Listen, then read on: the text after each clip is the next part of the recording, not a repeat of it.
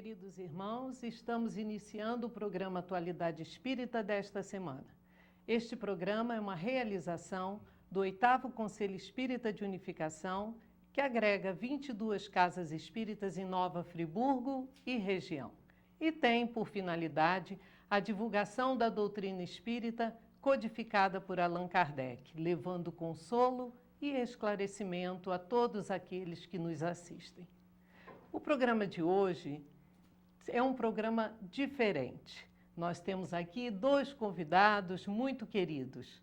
Dr. José Henrique Rubim de Carvalho, que tem estado conosco em tantas oportunidades, colaborando com o programa. Dr. José Henrique, que é médico, terapeuta de vida passada, terapeuta floral de Bach e presidente da AME, Associação Médico Espírita de Nova Friburgo. E estamos recebendo também Dr. Paulo César Frutuoso, que é médico, oncologista, cirurgião, médico universitário e membro do Grupo Espírita Lar de Frei Luiz, lá em Jacarepaguá, no Rio de Janeiro. Hoje abordaremos o tema Aspectos Científicos e Espirituais do Câncer. Dr. José Henrique, Dr. Frutuoso, sejam bem-vindos ao programa Atualidade Espírita. Obrigado, mais uma vez estamos aqui e hoje com a alegria de trazermos um companheiro lá do Rio que vai falar sobre o seu livro que foi lançado, que hoje foi um sucesso realmente, segundo informações, já foram vendidos mais de 2.000 exemplares.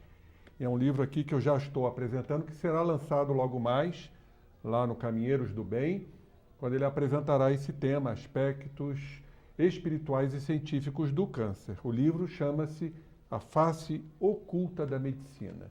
Então, agradecemos a tua vinda, Frutuoso, e passo a ti a palavra para as suas considerações. Nós agradecemos ao programa Atualidade Espírita, ao gentil convite que nos foi feito para nós estarmos hoje aqui, debatendo os aspectos tão interessantes, tão profundos e tão importantes para toda a humanidade e versando sobre a nossa filosofia espírita nos seus aspectos religiosos, científicos e filosóficos. Muito bem. Nós hoje, queridos irmãos, faremos um programa um pouco diferente. Pelo tema, pela grandiosidade do tema, o Dr. José Henrique irá nos ajudar, colaborar com o nosso programa, ele fazendo os questionamentos e interagindo com o Dr. Paulo César. Dr. José Henrique, a palavra é sua. Muito obrigado. Paulo, amigo, sabemos da sua experiência aí de 33 anos, é uma vida no lar Frei Luiz. Isso te levou, obviamente, a escrever esse livro. Um livro realmente que vai mudar muitos paradigmas dentro da nossa medicina, a face oculta da medicina. De que o livro trata? Responda para nós. Bem, nesse livro, A Face Oculta da Medicina, nós colocamos a nossa convivência, a nossa experiência no lar de Frei Luiz ao longo de quase 34 anos, porque os fenômenos que aqui ocorrem são fenômenos muito raros dentro da mediunidade e que tanto trata a nossa doutrina. E são fenômenos ligados à ectoplasmia. O ectoplasma seria uma energia pouco conhecida ou praticamente desconhecida da ciência convencional, mas amplamente utilizado por espíritos através das suas comunicações e principalmente através dos efeitos físicos que, através dessa energia, os espíritos, na presença de um médium de efeito físico, podem proporcionar, aumentando a convicção e a certeza da sua presença junto a nós. Muito bem. E Paulo, o que levou você a escrever esse livro? Bem, eu cheguei no grupo do Frei Luiz, onde esses fenômenos ocorrem, há muitos anos atrás, levado por meu pai, que é um médium vidente de grande potencialidade. Então, eu já convivia com determinados fenômenos mediúnicos desde a minha infância.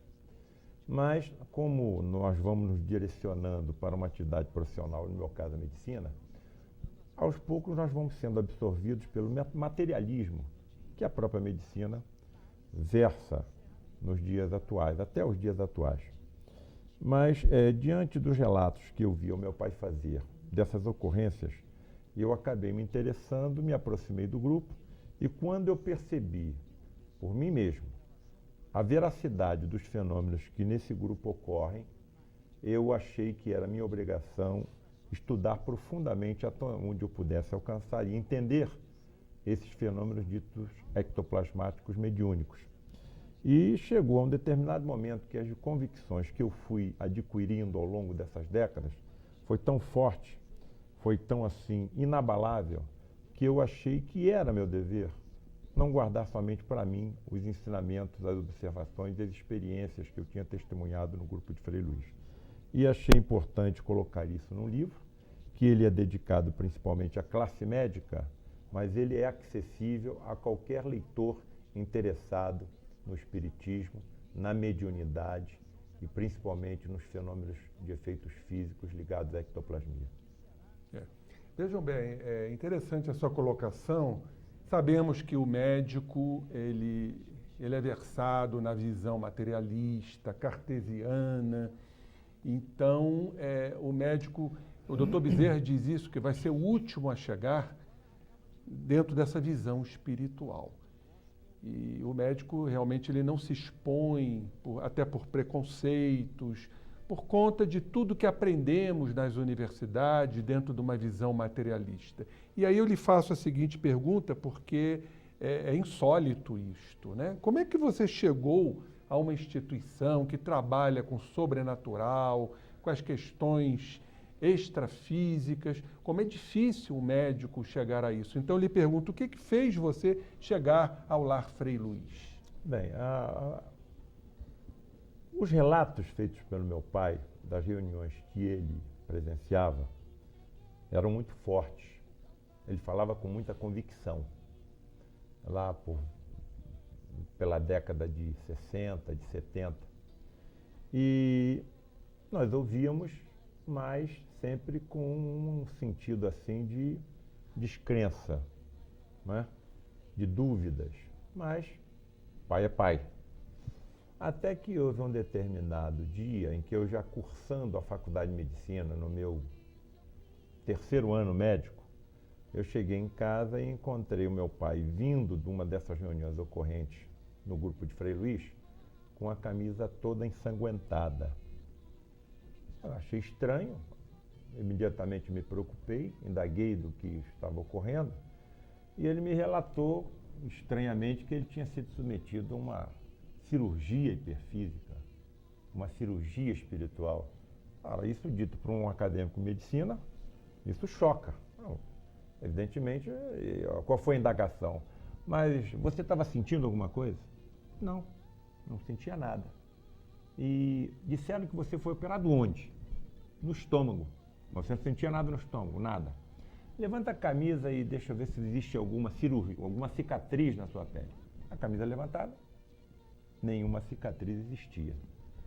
Nessa época, eu era aluno de um grande gastroenterologista chamado professor Toledo, na Santa Casa, e ele tinha dito, numa das suas aulas recentes, que toda queixa dispéptica, o paciente deveria ser submetido a uma seriografia esôfago-gastroadenal, que era um exame contrastado, em que o paciente tomava um líquido contrastante ao raio-x.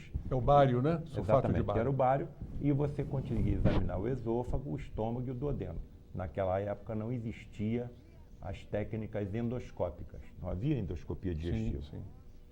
E eu levei então meu pai para ser submetido a uma avaliação seriográfica contrastada. E no momento em que o exame estava sendo feito, para minha surpresa, o técnico, o colega radiologista, virou-se para mim e indagou: o seu pai foi submetido a alguma cirurgia no estômago? Eu falei, não. E naquele momento eu achei que alguma coisa precisava ser investigada mais profundamente, porque o radiologista me disse, mas eu estou vendo alguns sinais aqui cirúrgicos, que pelo tempo, há mais de 30 anos, eu já não me lembro exatamente o que é que ele relatou. Mas ali começou a despertar uma certa curiosidade científica para que o fenômeno ectoplasmático, as possíveis cirurgias hiperfísicas pudessem ser avaliadas por mim mais profundamente, sem esquecer que milagres não existem. O que existem são leis físicas, químicas e biológicas que a nossa ciência ainda não alcançou. E isso, a possibilidade da avaliação mais profunda desses fenômenos demorou para que eu tivesse tempo de me aproximar do grupo de Frei Luiz, onde as ocorrências eram frequentes. E isso só veio acontecer em 1978, eu já estava com 3 anos de formados. E a partir de 1978, as minhas experiências, as minhas convicções, as minhas observações foram sendo, por mim, cuidadosamente anotadas e culminaram na edição desse livro, que para mim foi uma surpresa, que em aproximadamente 45 dias, 2.000 exemplares foram vendidos. Quer dizer, a primeira edição praticamente se esgotou em 1 mês e meio. Inclusive eu soube que você foi convidado por instituições. Outra observação extremamente curiosa e surpreendente. Instituições classicamente voltadas à medicina materialista estão nos convidando para palestras sobre o conteúdo desse livro que aqui está. O Hospital do Fundão é uma das instituições que nos convidaram, e a outra instituição também que nos convidaram, renomada instituição do Rio de Janeiro, a Casa de Saúde São Vicente da Gávea. Clínica e São nós, Vicente, com muito orgulho, com muita, assim, agradecidos a esse convite, lá estaremos para tentarmos esclarecer o conteúdo desse livro, que eu tive o cuidado de, ao longo de todo o texto, aqui e ali, pedir humildemente que aqueles que puderem compreender mais do que eu o que está aqui, que me ajudem. Porque muitos desses fenômenos nós presenciamos, nós testemunhamos, somos testemunhas, mas nós não compreendemos bem como eles ocorrem. Mas isso não deve nos estranhar, porque os discípulos de Jesus também não entendiam como é que ele transformava água em vinho, como é que ele fazia um paralítico andar, como é que ele curava um cego de nascença. Mas o que chegou até nós foram os testemunhos deles. Então eu fiquei ao longo de todo o texto colocando essa imagem na minha mente. Colocaria aqui o meu testemunho, que é provável que no futuro, alguns mais preparados e mais conhecedores dos fenômenos do que eu, possam explicar com mais clareza o que eu testemunho no grupo de Frei Luiz.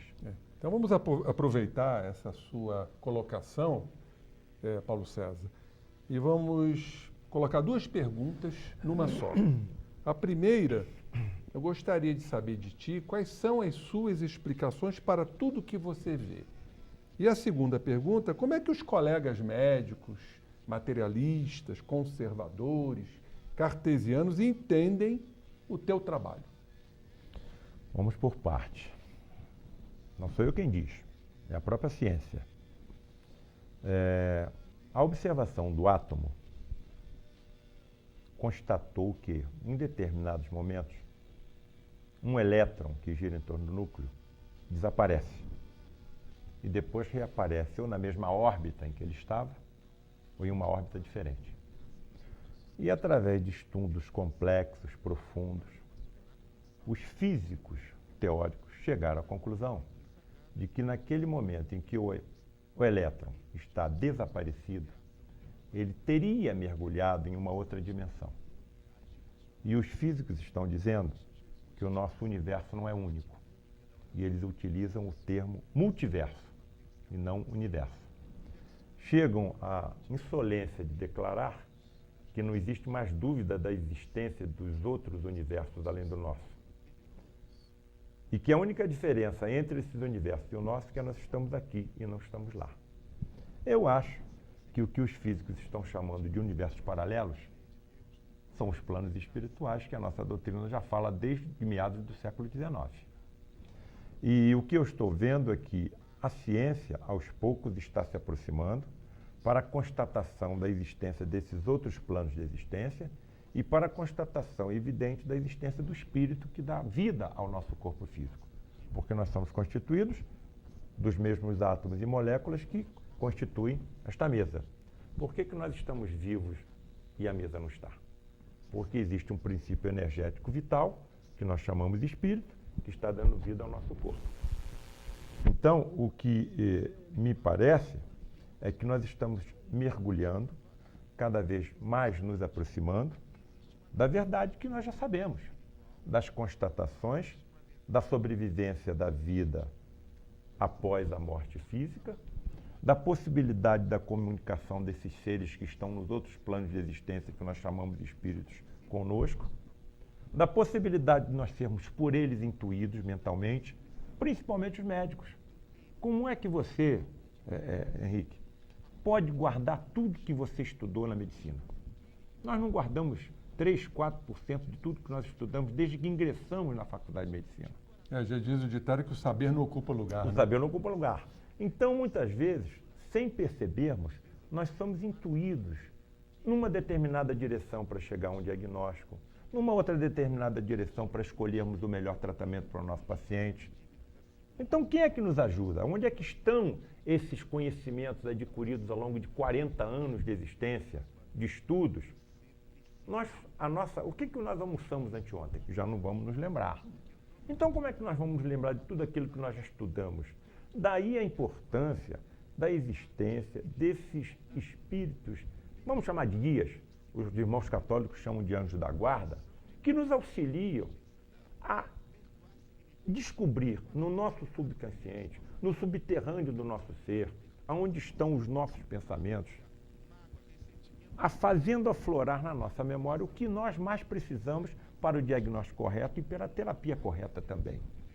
Então, a humildade desses amigos é tão grande que eles não se fazem presentes, eles não se tornam evidentes à nossa percepção, deixando todo o mérito para nós. Mas eu acredito que, à medida que nós formos caminhando nessa linha de raciocínio, de estudo, à medida que nós estamos presenciando o desenvolvimento mais profundo da tecnologia dentro do nosso meio, que é o médico, a cada ano, novos aparelhos cada vez mais sensíveis vão chegando ao mercado da medicina.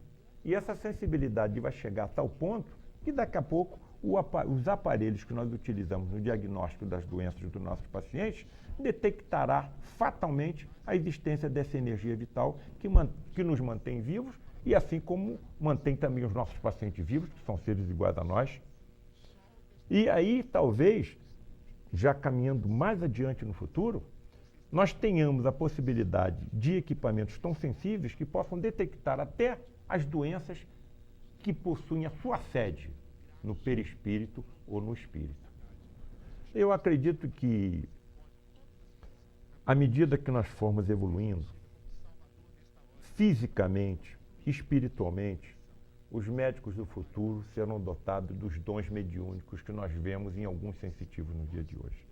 Eu acredito que o médico do futuro, com a sua mediunidade desenvolvida, ele não necessitará de um raio-x, ele não necessitará de uma ultrassonografia, de uma ressonância magnética, de uma tomografia, porque os seus poderes mediúnicos os tornará apto a diagnosticar as doenças sem a necessidade do equipamento que nós utilizamos hoje e que tanto valorizamos. Mas acredito que no futuro nós tenhamos a mediunidade médica estudada profundamente dentro das nossas faculdades. E, Paulo, você acredita que os nossos colegas que ainda estão nesse patamar materialista, talvez aí já num trabalho de transição, eles já estão começando a interpretar, a entender esse trabalho que você executa lá no Lar Frei Luiz? Bem, existem as suas exceções, né? Sim. Nós somos incompreendidos por alguns colegas, mas eles não viram o que nós vimos. Eles não constataram o que nós constatamos. Eles não foram surpreendidos com as evidências que nós fomos. Então, eu acredito que existe uma frase muito interessante de Leonardo da Vinci, que ele diz que a verdade é filha do tempo. Então, para alguns o tempo chega um pouco antes e para outros o tempo chega um pouco mais tarde. Mas para todos o tempo chegará. O mais importante não é a crença. O mais importante é a atitude, é a conduta. E eu conheço colegas que se dizem ateus mas eu lhes confesso que eu não consigo ter a dedicação ao paciente que eles têm. E o nosso presidente Luiz da Rocha Lima, ele sempre me dizia, não mexam com eles, porque eles estão no caminho certo. Nós ainda precisamos de uma religião para nos policiar. Eles não precisam. Não precisam nem rezar, porque a vida deles já é uma prece. Eu nunca mais me esqueci dessas palavras. Que beleza, né? É emocionante. O Dr. Bezerra, Paulo, vem nos afirmando que nós médicos, já com essa visão espiritual, fomos os responsáveis pela separação da ciência e da religião. E hoje cabe a nós, que estamos militando nesta área, reunir a ciência, a religião. Como você vê isso, irmão? Os médicos do passado, eles sabiam da existência desse ser energético, doador da vida. Nós esquecemos e desaprendemos isso. Nós precisamos reaprender e reestudar esse ser energético, doador da vida aos nossos corpos. Foram descobertos determinados afrescos em tumbas egípcias em que mostravam sacerdotes impondo suas mãos sobre as múmias. E, curiosamente, esses pesquisadores viram que as múmias mais antigas apresentavam um estado de melhor conservação do que múmias mais recentes, de dinastias mais recentes, quando você deveria esperar exatamente o contrário. O contrário, exatamente. Os estudiosos espiritualistas, quando viram aqueles afrescos, notaram uma semelhança muito grande dos sacerdotes impondo as suas mãos sobre aqueles corpos com os nossos médiuns passistas de hoje. E se indagam, será que eles conheciam a transposição energética através da mão? E esse mentomagnetismo? Então, como é que nós fomos esquecer disso tudo? Será que essa era a transmissão energética e que dava maior conservação àqueles corpos? Vocês já imaginaram, se nós soubéssemos como dominar a energia existente em cada um de nós na direção da consagração da saúde aos nossos enfermos? Como, por exemplo, na desintegração ou na desmaterialização de um cálculo, obstruindo um colédoco, obstruindo um ureter, a desintegração molecular com a nossa energia psíquica de uma placa ateromatosa, de um tumor. Eu vejo, diante do que eu tenho constatado nesses 34 anos, o futuro da medicina. Eu não tenho, confesso aos dois amigos aqui, nenhuma dúvida do que eu coloco nesse livro. Não compreendo muitas coisas, mas eu não tenho certeza, eu não tenho dúvida de isso aqui é verdade. E esse livro, só rememorando, estará à venda daqui a pouco lá no Caminheiros do Bem, na palestra do nosso irmão a respeito dos aspectos espirituais e científicos do câncer. Então compareçam daqui a pouco lá no Caminheiros do Bem. Nós estamos, queridos irmãos, nos aproximando desses minutos finais do primeiro bloco do programa Atualidade Espírita, hoje com o Dr. José Henrique Rubim de Carvalho conduzindo o nosso programa e Dr. Paulo César Frutuoso, lá do Lar de Frei Luís, em Jacarepaguá, no Rio de Janeiro. Nós vamos agora a um breve intervalo comercial e retornaremos logo a seguir com mais perguntas sobre este tema realmente fascinante que deve estar aí encantando a todos os nossos irmãos. Até já!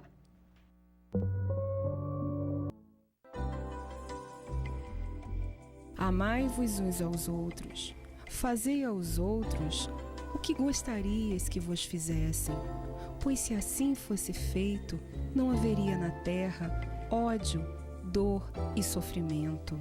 Diria mais, não haveria pobreza, pois do supérfluo da mesa do rico, muitos pobres seriam alimentados. Queridos irmãos, estamos iniciando o segundo bloco do programa Atualidade Espírita desta semana. E hoje, com dois convidados especiais, Dr. José Henrique, que está conduzindo o nosso programa, e Dr. Paulo César Frutuoso. E Dr. Paulo César, que veio lá de Jacarepaguá, do Lar de Frei Luís, que é médico, oncologista e está aqui nos prestigiando com sua presença. Dr. José Henrique também nosso colaborador, nosso amigo muito querido, que está dando a todos esta oportunidade de um debate entre dois médicos, não é, doutor José Henrique? Com certeza. Então, continuemos. Vamos dar continuidade, né? Podemos aqui explorar, né, a sabedoria, o conhecimento, a experiência de tantos e tantos anos, né? E aí vai a pergunta, diante de tantas experiências, meu amigo Paulo, e constatações, como é que a medicina vê isso? Como é que você poderia nos trazer a nossa medicina ainda tão cartesiana, tão materialista, tão reducionista, diante dessa sua larga experiência, suas constatações? Diga para nós. Bem, eu fui surpreendido por esse livro. Primeiro, eu nunca pensei em escrever um livro. Segundo, eu fiquei surpreso com o resultado do livro. E confesso a você, Henrique, eu já li esse livro umas 10 ou 15 vezes. Há determinadas passagens desse livro que eu não sei de onde eu tirei. Eu leio e falo, meu Deus, de onde que eu tirei isso? Isso é muito interessante. E comecei a receber determinados e-mails e telefonemas de colegas médicos que me surpreenderam. Eu recebi um telefonema de um colega, se identificou, de Petrópolis, e me disse o seguinte: olha, eu faço parte de um grupo de 100 médicos e achamos extremamente interessante e elucidativo o que o senhor colocou no seu livro. E nós compramos 100 livros seus. Estamos estudando página por página o seu livro em conjunto. Então, meu Deus do céu, isso para mim foi uma surpresa extremamente agradável.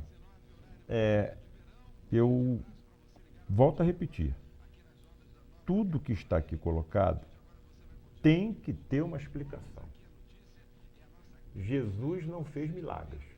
Ele utilizou leis científicas que nós não conhecemos. Com certeza. Ninguém pode curar um cego de nascença sem conhecer a fisiologia e a anatomia do globo ocular. Ninguém pode fazer um paralítico andar sem conhecer a estrutura anatômica do nosso esqueleto e o conjunto de músculos que o fazem se movimentar. Se há 2000 anos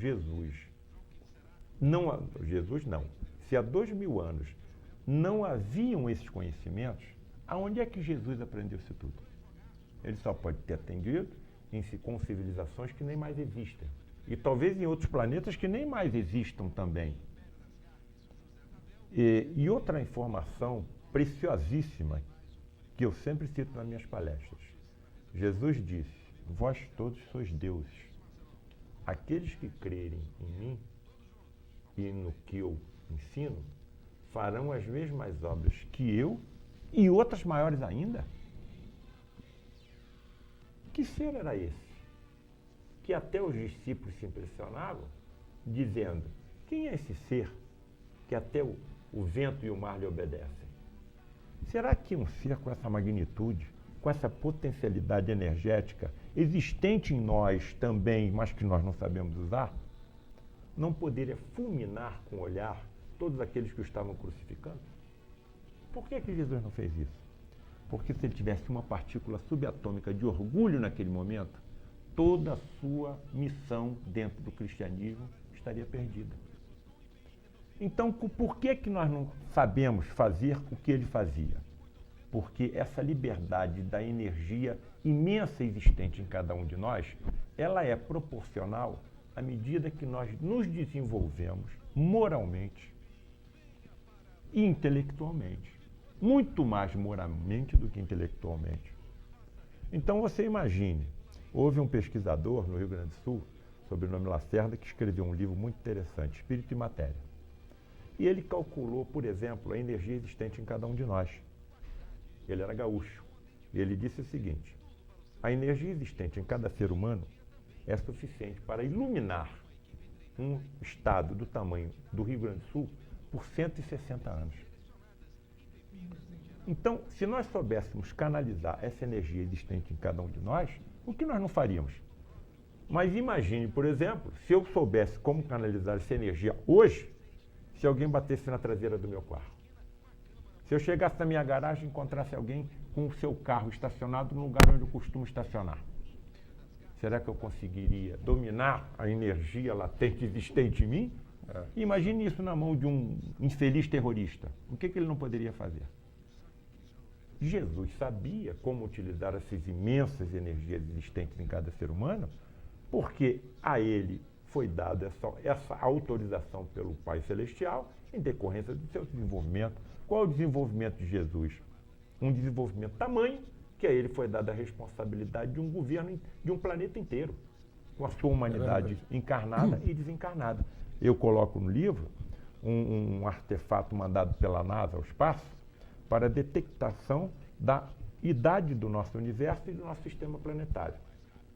E o artefato detectou. O universo tem 13 bilhões e 700 milhões de anos. E o nosso sistema solar, 4 bilhões e 500 milhões de anos. Ou seja, há 4 bilhões e 500 milhões de anos, a Terra começou a se formar a partir de uma poeira cósmica. Há 4 bilhões e 500 milhões de anos, Jesus já era Jesus. Espírito Porque puro, o né? Cristo é planetário, ele governa o planeta desde que aquele planeta começa a entrar na sua fase de formação. Nós não conseguimos, eu pelo menos, eu não consigo governar nem o meu quarto. Eu não sei onde é que estão as minhas roupas. Se eu não tivesse a minha esposa, eu estava perdido. Como é que eu vou governar um planeta inteiro, desde a sua formação, com a sua humanidade encarnada e desencarnada? Então veja a distância cósmica entre um ser celestial como Jesus e nós. Por que ele permaneceu em silêncio quando Pilatos lhe disse: você não sabe que eu tenho o poder de lhe salvar a sua vida? E ele respondeu: mas nenhum poder você teria se não lhe fosse dado do alto. Ele não entendeu. Mas quem é você? Eu vim para ter testemunho da verdade. E o que é verdade? Nesse momento ele se cala. Como é que Jesus poderia explicar o que era verdade a Pilatos? Observem esse momento crucial, a distância entre os dois espíritos. Incomensurável. Como é que Jesus poderia explicar a Pilatos o que era, por exemplo, a lei da reencarnação? Você hoje está governando, amanhã você pode ser um governado, você pode ser um escravo, você pode ser um dominado. Então, aquele momento para mim é crucial, é muito importante na missão de Jesus, enquanto ele esteve aqui na Terra, aquele momento do silêncio para ele diante de Pilatos. Quantas respostas não foram naquele silêncio dadas para nós hoje? Principalmente aqueles que compreendem a filosofia espírita. Meu querido, sabemos que daqui a pouco você vai falar sobre um assunto altamente atual, porque entendemos o câncer hoje como a doença do século, assim como o processo depressivo. Eu queria que, resumidamente, já que você vai falar daqui a pouco, você nos dissesse, né, a respeito do seu tema, dessa doença que vem avassalando o nosso planeta.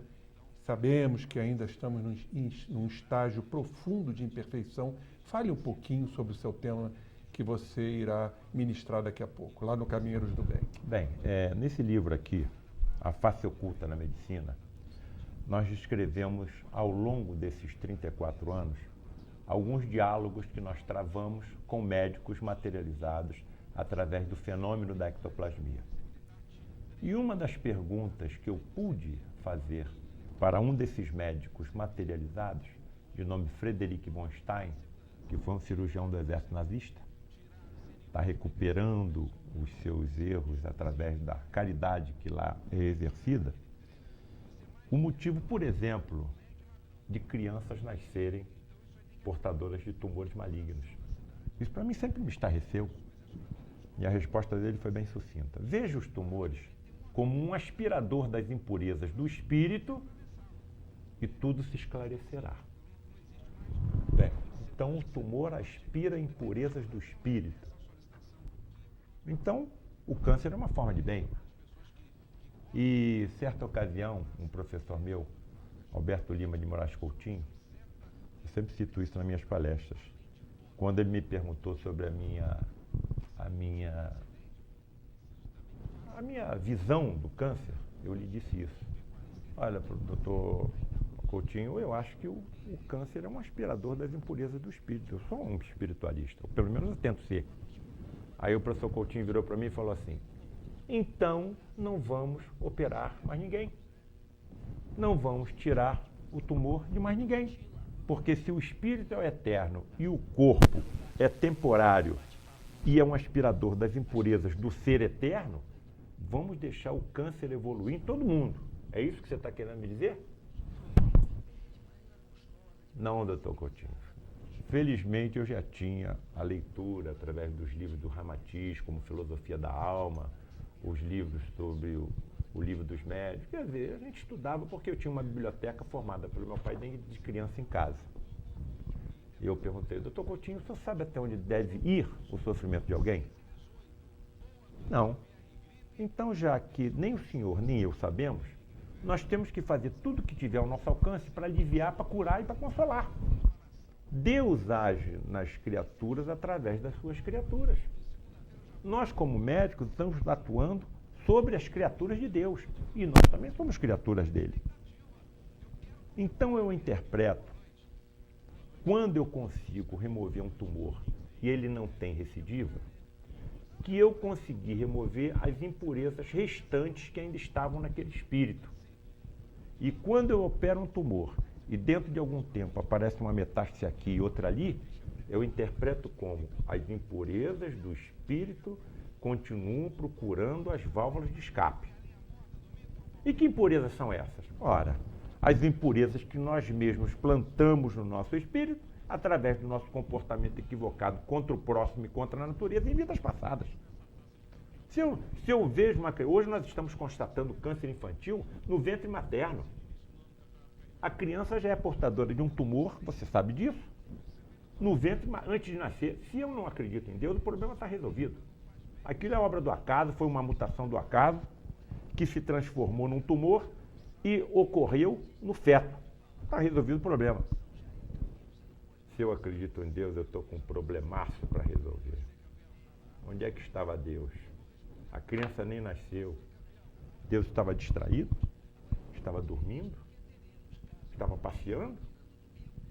Mas se eu souber que aquele espírito que anima o corpo daquele feto que ainda nasceu é um espírito milenar que já reencarnou N vezes e que deve ter cometido atrocidades contra o próximo nas encarnações passadas, eu vejo aquele tumor naquele espírito que ainda nem nasceu como um ser humano como um aspirador das suas impurezas. E muito provavelmente são as últimas, porque o câncer infantil é uma prova inequívoca diante da filosofia espírita que são as últimas impurezas a serem aspiradas de um espírito, a serem removidas de um espírito. Excelente. E aí você tem a explicação do porquê do sofrimento das crianças. São espíritos milenários como nós, né? Meu irmão querido, estamos finalizando e eu queria que você encerrasse com uma resposta que eu acho que é muito importante, principalmente para o nosso meio médico, nosso meio científico, porque isso certamente palpita e formiga na cabeça dos nossos irmãos, dos nossos colegas.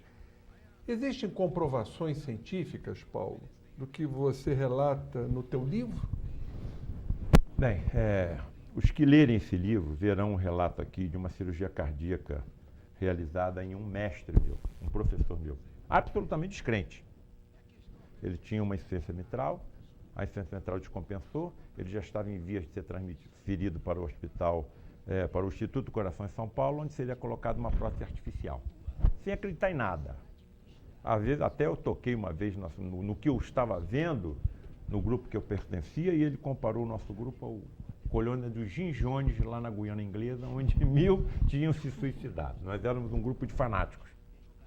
Mas, professor, eu vejo tantas pessoas serem ajudadas. Quem sabe o senhor não pode ser ajudado? Ninguém vai lhe cobrar nada. O que custa? E ele aceitou. E está relatado no livro, eu não queria tomar muito tempo do programa, mas a válvula mitral, na minha frente e de outros mais 4 colegas, foi removida através de uma cirurgia hiperfísica. E me foi entregue essa peça ensanguentada, eu pedi permissão para examiná-la junto à patologistas, nossos colegas.